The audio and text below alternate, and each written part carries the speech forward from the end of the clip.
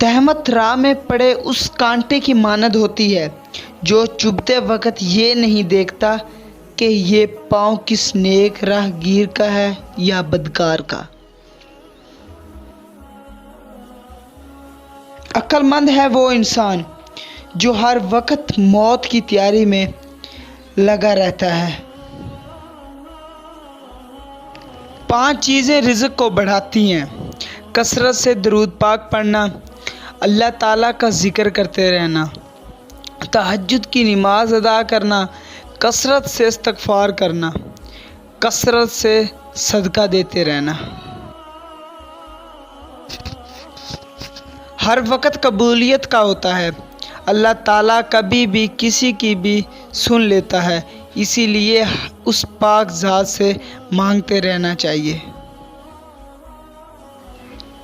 نماز کے لیے سستی ایمان کی کمزوری کی علامت ہے۔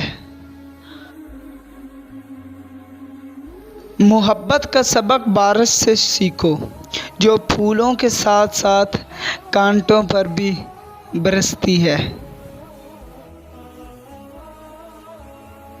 اگر نماز پڑھ کے سکون نہیں ملتا تو سکون کے ساتھ نماز پڑھو۔